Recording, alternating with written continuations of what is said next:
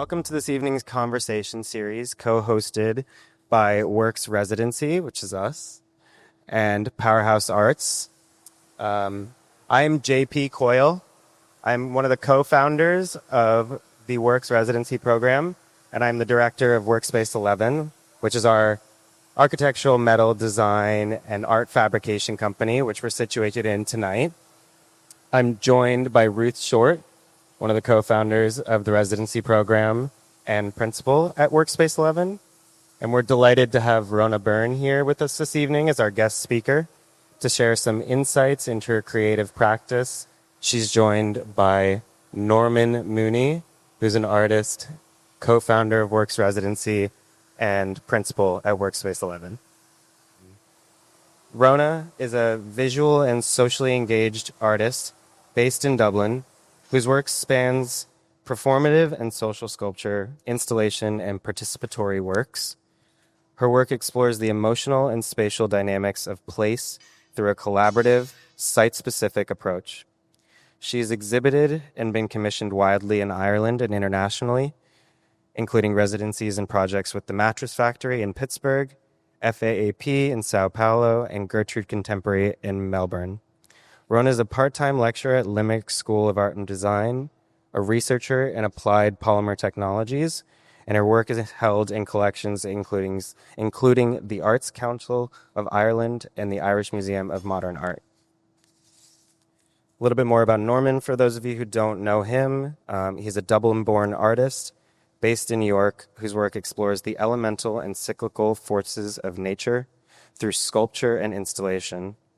Co-founder of Works and Workspace11, Norman's work draws heavily on metal fabrication techniques and engineering, utilizing materials such as smoke, glass, steel, and resin to explore pattern, scale, and sensory experience. His large-scale sculptures are featured in the collections of the U.S. embassies, the Speed Art Museum in Kentucky, and the Nanhai Art Field in China, amongst others. A few of his larger-scale pieces are here with us tonight. When we open up for our event this evening, you'll be able to see some more work in the back here as well. Some of Rhona's work is on display in the front, which she will walk you through a bit in a minute. Hey, in New York City. We just wanted to also say this evening is about more than just making objects. It's about the role of resources, space, and support in shaping what's possible for artists. We want to highlight the importance of studio infrastructure and what makes this place unique for the artists we support. On that note, JP will... Jackie and Vina will be handing out some interactive pieces for everybody to mess around with while the rest of this conversation goes over. Rhona is going to introduce this interactive component to everyone now, just to give you something to tinker with, basically, to think through while we walk through a little bit about Rhona's practice. Hello, everyone, and thank you for being here. And thank you to Works for inviting me here, and to Powerhouse as well for being part of the conversation series. I've been here 2.5 weeks, and it's been really, really productive and fun and exciting. So thank you. So while I've been here, I've made some works, and one of them is these metal rods, which I'm calling tools for now. So everyone's going to get one. So the idea is that these are works to play with and not and adapt and make with while you, I can't do it with a microphone, while you're sitting listening to us talk. And then at the end, we're going to put them together into collective sculpture over in the platform over here. So they're kind of like almost like thinking tools and also worry knots and... It's a cold form version of what we just did, basically. And a cold form, yeah. And almost like magicians' rods as well. So thank you. Thanks, Rhona. So do you want to start by telling us a little bit about your practice and your process in general? Yeah. The slide. on the right here, and everybody can see a little bit. So yeah, I make context-specific projects that usually involve people and invite people into the process of becoming part of the work. I am very much interested in spatial and social dynamics, and also how we kind of engage with materiality, like in our daily lives. So I'm always kind of interested in, well, the idea comes first in response to context, and then the material or concept comes. So it changes. My projects change each time, but they're always inviting people to engage, and the liveliness of the work is, only happens with people. So this is one sculpture called "It's All Up in the Air." The last one was called "Bolt Hole," where people are continuously making spaces. This is "It's All Up in the Air," and in my mind, it's traveling around the world, and it's arriving at different places and contexts around the world, and inviting different hosting different events. Like I've had speed moaning events and laughter yoga, and So do you do that, sorry, Ron, as an interactive piece each time for every yeah. So I've project? made clusters of them in a whole, responding to an architectural particularities, and then different contexts. So outdoors and indoors. Yeah. And is that just like balloons, like fairground balloon type? Is that basically the same Yeah, thing? knotted together. Yeah. And the process of making them is very, it's very collaborative. So it is always like a bunch of people knotting and tying them together. So they can be, so they're very much, kind of social. Dark cloud, not a white cloud, a little ominous. Yeah, it's kind of it's a bit anxious. It's on the edge of being humorous and dark at the same time. So yeah, it's all up in the air. It's unknown. It's floating around the world right now as we speak, I think. It is? Yeah. That's brilliant. Yeah. I love that. Scribble. Yeah, so this is a recent, I make kind of temporary works and also more permanent ones. This is probably one of the first permanent works I made in response to a building. It was the Maynooth University Scribble. It's called the Scribble. And basically it was a new building, and it had like 5 different departments of education in the building. So I was thinking about how people learn, or the users of the place. So it's always kind of thinking about the people that they're inhabit these different places and how they might engage with the work. And so there's a kind of a meeting hub at the bottom, as you'll see. Do you want to go to the next slide? And I like, also an interdisciplinary practice. So I love working with different fields. And I worked with the neurologist, and we looked at how cognitively what happens to your brain when learning. So there's all these like knotty diagrams. So that's where the drawing for the original drawings for the piece came from, that? Yeah. So it's like this kind of infrastructure trying to make... and how did you model that? How did you go from sketch to your first iteration? I mean, did it actually work with the model of the building, or was it independent of that, and then you brought it to the architecture and tried to integrate it? Well, it started with a scrambled bit of wire and a model of the building. I always make a model, even if it's in a gallery. I would say every fabricator in Ireland is terrified of you walking around with your... Yeah, it was said. It was like, Rhona, you're trying to ask us how to figure out how to make a bowl of spaghetti, basically. So, but I had a really great team of people that had faith in the project and put together different engineers and metal fabricators, and we made a really complicated system that looks random. But it really does feel random and organic. Like that's kind of the incredible thing that what you did here is like, is every bend unique? Is it totally radiuses, or was it how did you systemize it, I guess is what I'm trying to ask you. There was a lot of iterations, and that's the thing about these projects, a lot of back and forth and adapting, and it's almost like a creative method, isn't it? Like just adapting as you go and working with the team. But there was a lot of minds on it, and diversity of minds and skills. Engineering challenge, I'd say that was Very much I'd so. say every engineer in Ireland ran a mile. Yeah, like the computer system couldn't figure it out, so we could only do it by hand. Once we had the parts, then we had to kind of adapt it by hand. So it was very much a physical making of the work on a large scale, and then hand painted. But so do you feel like did that change from your original concept? Did that grow over the process? Like, how long was the process? It was a couple of years. You were 3 years. 3 years. Wow. Yeah, 3 years and a few different people working. A few different fabricators. Killed a few along the way. Yeah. Rhona is the fabricator side. But what I love with these projects are that I'm allowed into their workshops to work, and that's what the amazing thing about this place where we are. It's like it's made for that purpose. You're very much involved in the creation of the work. So, I suppose as an independent, I'm doing these projects and building teams every time I go.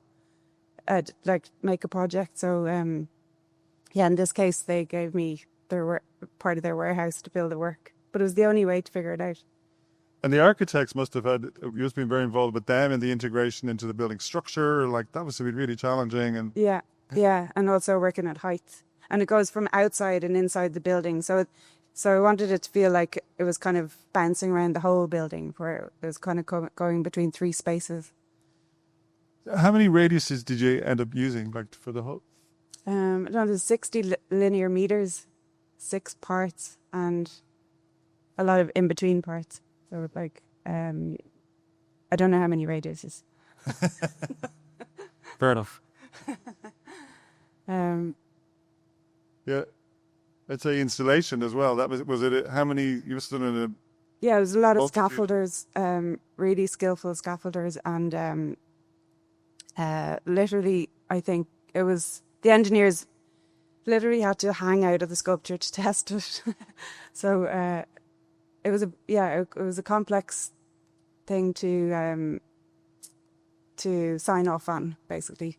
But it became the hands-on. It couldn't be done on a computer file and with an equation. It had to be, and you couldn't do that, and you couldn't break it down into those component parts. It had to be a process that you had to get involved in, physically, to actually achieve with your. Yeah, and I wanted it to be hand painted. I hand painted it. I wanted to see the brush marks and that it felt that it was, made by hand, which is, yeah. So after that project, when you're working with large teams of people and it's a lot of project management, I was really in need of kind of retreating to the studio and working with materials directly myself, and Norman and Ruth. Yeah, that's where this project came out of. I saw this and I was like, oh my God, you've got to come into the studio and try bending hot metal in real time and see how that feels, because it just like. Yeah, so since it's become an obsession, and I've made these works, and they're kind of like, I have other projects going, but they're constantly in the background, and I think I'm thinking through the material, or it's really kind of, I've developed a series. They've become a series of works called the dyadic sculpture series. So they're instruments for connectivity. So with material and also between 2 people. So they're called hold, and as you have a version of them in your hands, there's other pieces here that I kind of use them to think through different ideas. Where after I was cut short in Gowanus because of COVID, which is crazy that these works that you were making started just before COVID and then went into that COVID process. And but they're almost like COVID tools for interaction.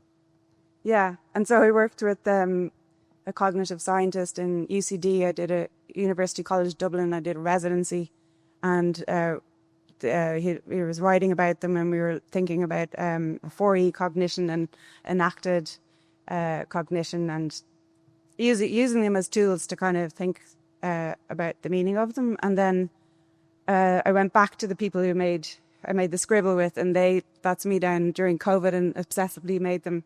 Yeah.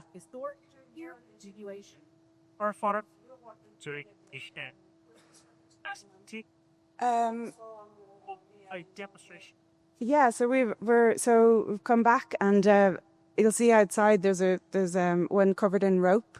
So from a recent project that I've been working in, like hanging around in ports and working in marine life for a while, and also I was thinking about rope. You're thinking about that coming here with the canal and iguanas and rope and what a tactile material and the history that has in this location. Because so much of your work is site specific and site related, and yeah, and I was thinking about rope factories and rope walks and all these industrial buildings that were made for industry, and how it's and rope as a really rudimentary kind of tool for innovation.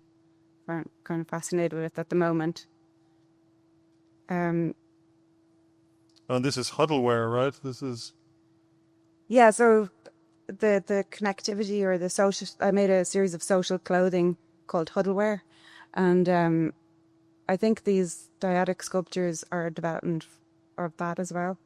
But this is pre-COVID, so there's group clothing and really kind of plays out social dynamics and how group behavior plays out. So it's like a Rhona started COVID. performed reality. Yeah. I did bring out a 2-meter one in COVID to the streets. She's locked up for a little while in Dublin. So more recently, more recently, I've been working on a site-specific, context-responsive kind of site-specific work in Dublin, where I live, and it's made out of recycled plastic. So if you go to the next slide, you can see. So it's also a collaborative project with a lot of people involved, including Billings Jackson Design, who's sitting beside me, if you have any questions. But I worked with the Liffey Sweeper, which is a boat that was developed. It's a lot to talk about COVID, but during COVID, they developed this sweeper to kind of deal with the issues of plastic waste in the river. And so it scoops out the plastic from the river, waste. And then I worked with them and took out the plastic and made sheet material to make this artwork. So it's like a social sculpture, a permanent work. And these are the amount, just to visualize the amount of people involved in the making of the work and the thinking through it. But I don't see it as a finished. I never see it as finished works. That it's then the people who kind of the liveliness of the work is by people's engagement with the work over time. And in the proposal phase, sorry, did you get them all involved in that? Like in the beginning, Yeah. From the plastic manufacturing to the gathering of the plastics, all the way through. That was Yeah. So you got all those stakeholders involved, and it was a sort of group presentation proposal, or Yeah, there was a lot of back and forth in design development and seeing what was feasible within hood view constraints, and to prove that it could be done. Was a lot of conversations, but that's all part of the process and the practice. Is that dialogue, and you're part of civic life, and you're thinking about what's possible, and then the material has the capacity to create dialogue around waste. And you were literally out there gathering the plastics yourself for like a year, right? That was a long process. And then each sheet, it seems like each piece of plastic is really it's almost like a Jackson Pollock. They're gorgeous. So you must have been worked with curating each sheet. Yeah, with polymer engineers, Paltech, and they they've developed how they work with recycled plastics, but they hadn't made such a thick sheet, which we so it was a lot of process and development. Pardon? Yeah. So this is what it's made of. Yeah. I think we had a question here in the front as well. Yeah. Sir. I wanted to ask you about was the process of creating sheet, because I've seen various composites. Yeah. Added the manufacturer created a custom process for you, as opposed to something here. Yeah, they made a thicker sheet, and that threw up some issues at the time. Like there was a bit of development and seeing that it could work, but it was something that they're research and development polymer engineers. So this is their world, and they have all the knowledge. The difference was it was thicker, but and they're amazing, and we're really interested in to develop it further. And So do you feel like you're an expert on plastics at this point, or you have to like no, but gather that knowledge, or obsessed now. yeah, And no, it's a fascinating material, and I'm working with doing some research with the applied polymer technologies in Ireland through a research program to see what else I can do with the material. But it's a really fascinating material and really part of our everyday lives. It's part of us humans now, and we're in our really ecosystem, embodying the that's cloth part of everything. and part of our geological time as we know it. Is this your first piece of furniture that you've made?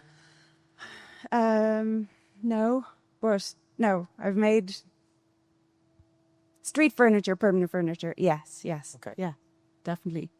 With the help of Owen. Yeah. But it really sounds like you were able to develop the concept, and as you researched the plastics and as you developed that and kind of developed what was possible with that, the piece took form over that. And again, this project was a 3-year project as well, right? It was. Yeah. Because we were making the material. So you allowed there was like the end. It changed from your beginning. How much did it change from the beginning of what your original idea for the bench with the love seat? A lot. Because, yeah. It was, well, working with Billings Jackson, they make public realm furniture and spaces. So you kind of have to think about it being user friendly, and that there's ways of making just on a practical level, like the ergonomically it needs to work, and then also that it's robust and safe to sit on, but then still had a sense of movement. So the constraints were that it would need to lots of different constraints to work within, I'm sure that's and then the always, budget as well. budget's always that nasty little constraint hanging out in the background no one wants to talk about. Budget. We're still So hi, how's it going? Hi. Do you use powers? Well, Do they? They do, yeah. So it depends. There's so what we collected was, it's a good question, because what we collected was the surface plastic, and then the microplastic sink. So created for when you first gather it, and then you turn it into the sheet. Just she's to be making things. Yeah, I want to make a boat, but it does float. We put a piece in the sink to test it, but I'm sure it is like calculations to do to make that work. I'm sure we had very special plastics here in the Gowanus Canal that you don't have in the Liffey. You might need you over here to test out the Gowanus Canal plastic. No, it's typical of Rhona's work that everything's much deeper than you expect as you get into it. So when we met them first, we were helping with street furniture knowledge to bring it to a piece of sculpture. And then we realized that Rhona, the plastics people she'd brought in, I went to see them and I thought they just made plant pots out of recycled plastic. But these were PhD engineers. They're all geniuses. And what they were doing was creating ideas and intellectual property and exploring the material to make all kinds of things that I'd never seen before. So that, even just that part was extraordinary. So the part of the work was the bringing together of all these people and making this kind of awareness, so it's extraordinary. I mean, what I like about the material for this application is that you see all the parts, that it's not kind of re-dyed or reconstituted in a way where it becomes like kind of a generic. Right. It's not looking like something else. It's expressed in the sheet itself. And you can kind of see the individual stories and also just the individual, and text as well. Like they Yeah. see the printer and here that we found bits of packaging in the text, and one says hand, one says create, Wow. one says make, and there's a load of other ones where they felt really good to find, but that was a choice that they were, because if you put fire retardant in it, then it goes that grey color, you see, or green. So that was a choice, but this is their signature kind of. It's cool. So, you've been here for 2 weeks. We're all the way down to here, are we? And what have you managed to do in the last couple of weeks you've been? Well, so I mean, it's such an amazing place that there's so much potential here, and I really didn't expect to make so much work while I was here. I thought maybe some models or work, but what we did, we made like which I think is a really interesting development from Liffey Love. It's a rock seat, and it's just behind there in an exhibit, just in the exhibition space, and so it's a multiple forms, and it's a rock formation, and it's also something you can sit on as well. And so with the works team, Workspace I just 11, wanted to say, yeah. we've no pictures of it because it was literally finished today. Yeah, So Yeah, at about 4:30 today we finished it. with the help of a lot of people. Yeah.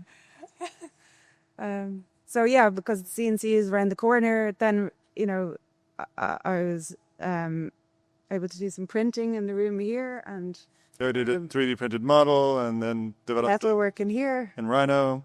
Yeah, and But it's very much an extension of where you were left off with Liffey Love, the sort of assemblage process of materials and layering and yeah, stacking. So and with the material just like plywood that's so immediate and direct, and CDX plywood, and it's amazingly comfortable. So everyone should try and sit in it, but it's kind of amazing. yeah. And seating's really hard, right? It's to get seating comfortable is not easy. Do you see yourself maybe Sculpture, making that in the same material as the Liffey Love piece? Would I like to? Yeah. Yeah, definitely. Yeah, yeah, yeah. Guanas plastic. Try. Yeah, maybe. Yeah. We've lots of it. Um, So Anna, what do you think facilities like Powerhouse and Works play in an artist practice? And I was thinking about it because I work in third level. I teach sculpture and combined media, and I was saying to the students, like, this is amazing. You've no idea, like, you've access to all these facilities, and out in the real world, it's really challenging to make work and get funding to make work. So here, it's just so exciting, and there's so much potential, and anything's possible.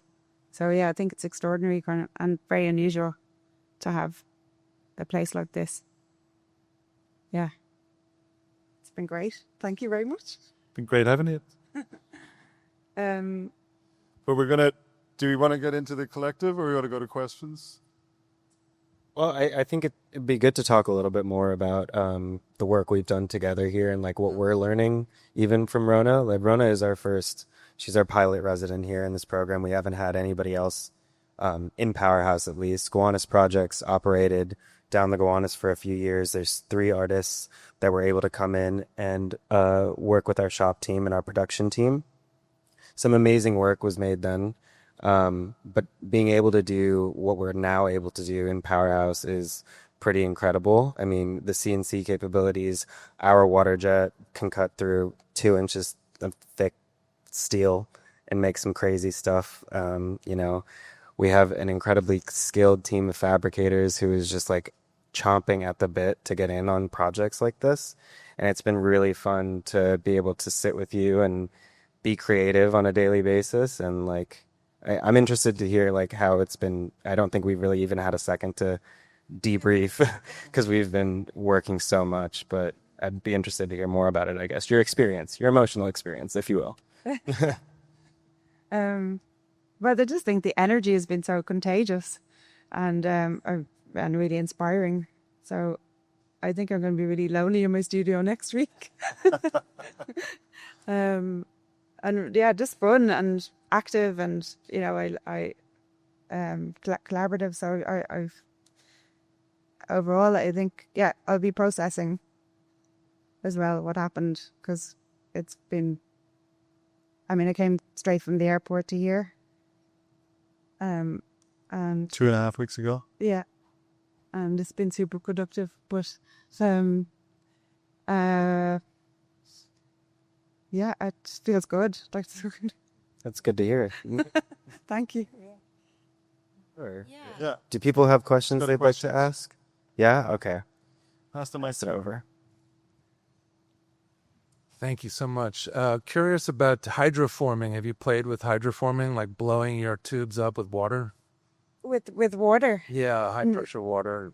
not yet. Oh, sorry, with plastic tubes. No, your metal tubes, like they make mufflers by pushing a lot of water through and No. deforming them and stuff. No, that sounds great. You go home after, like, you've been here for a very short space of time, but when you go back home, is there a next steps to this, or does this just get buried and back to normal life, or how are you going to use this to kind of springboard into development or further projects?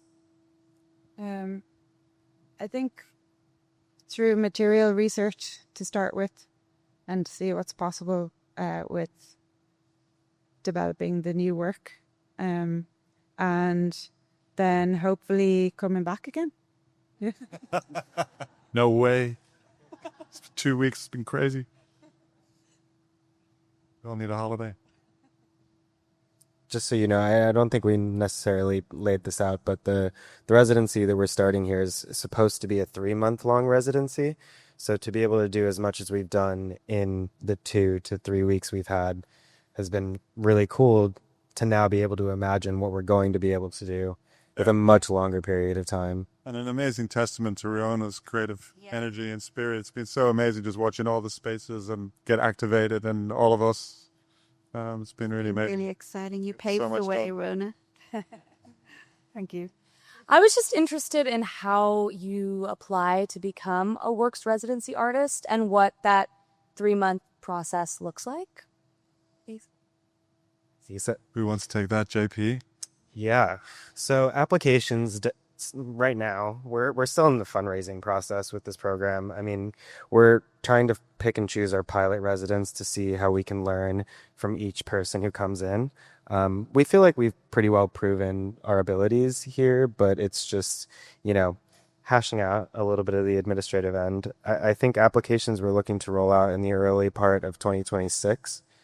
But I think for now it's going to be curated for the moment. Yeah. But until we can get to that point. Yeah, we have some incredible board members. If you stick around, you'll be introduced to them. Imtiaz, who's here, is one of the senior curators for Art and Embassies, and he's just recently joined our board. So he's going to be helping a lot on the curatorial side for our first few artists. We're really excited about that. Yeah. But the residency itself will be quite freeform in the way that Rhona's was. We had ideas that Rhona wanted to, create, but we also did some new things. We fit in some extra stuff, and we played around a lot. So that was fun. But I think your approach to process and materials was just so exciting about having you here. Why I wanted to have you here was to explore that again. And it's such a unique way you have of taking a piece of metal and making it this gorgeous interactive communication tool. It's just takes it somewhere else completely. Yeah, I mean, I learned a lot as well from being here.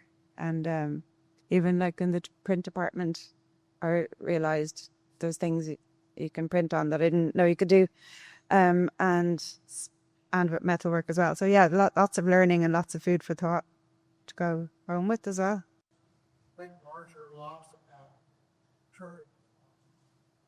Did everybody hear the question? No? Okay. The question was about how thick the plastic can be, if this is the thickest that Rhona is able to work with at this time. No, I think there's definitely ways of, it would be a development of the material. Like you could injection mold it or so, but it's probably kind of what I'm looking into now is what else I can do with the material. Yeah, but learning more myself, and then obviously working with different disciplines. But I kind of, yeah, I'm going to experiment in this great lab in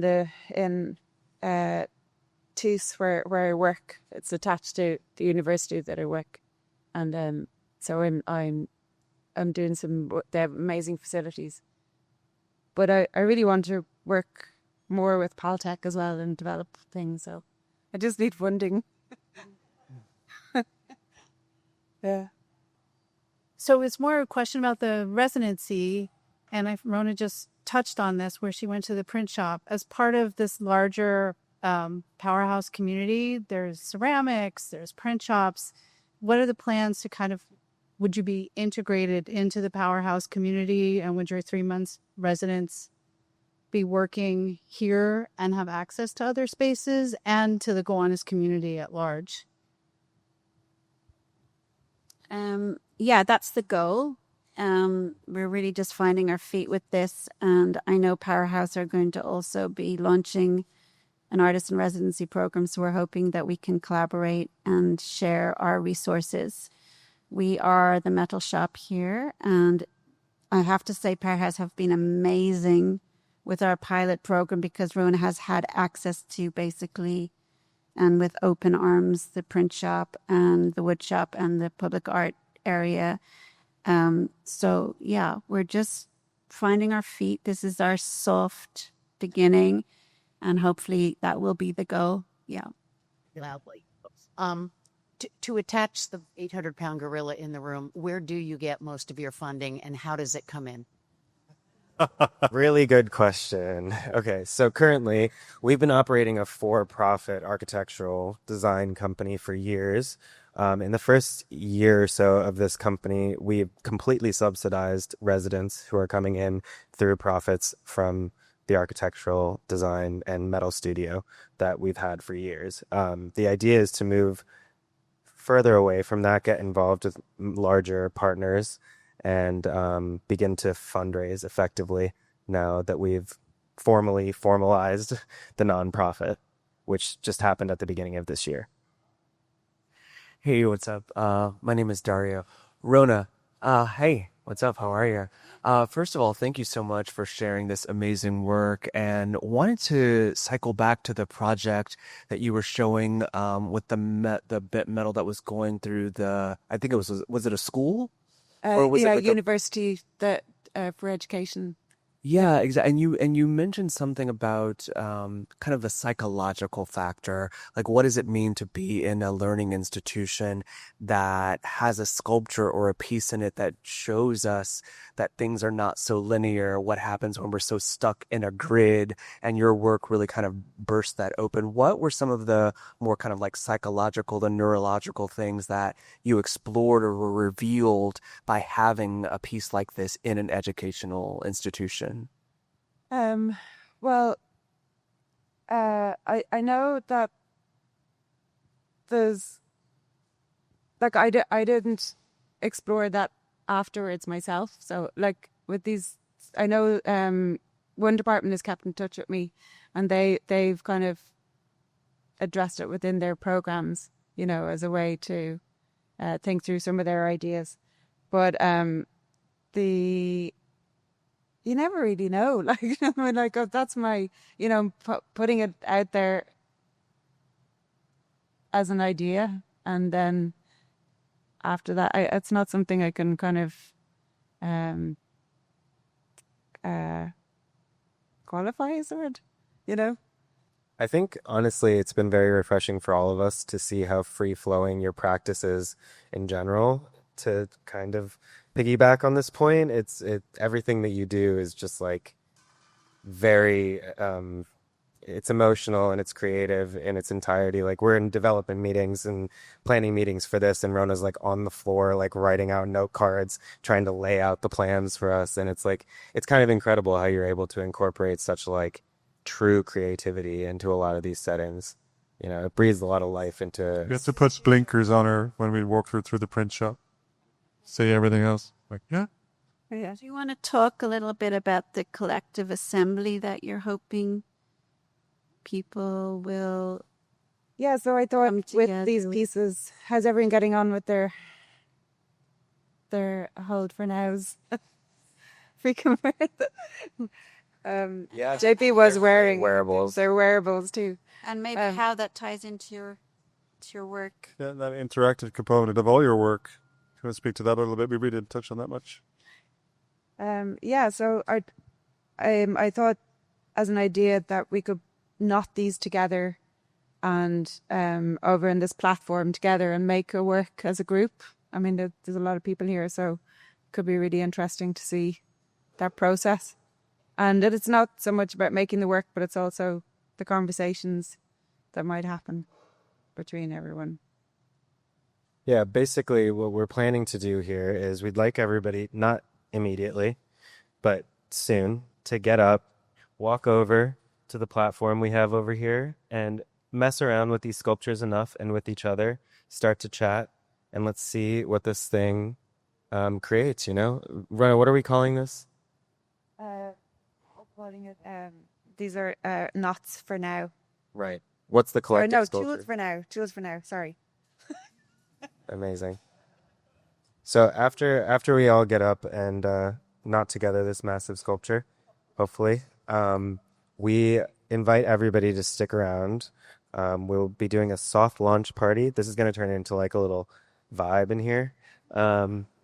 We're going to have some cocktails, some food's going to get rolled out, and then we will have some brief remarks in probably about 30 to 45 minutes from our board, introduce us, talk a little bit more about our residency program, and everybody's welcome to come up to each of us individually, get involved, talk to us, and just party and hang out.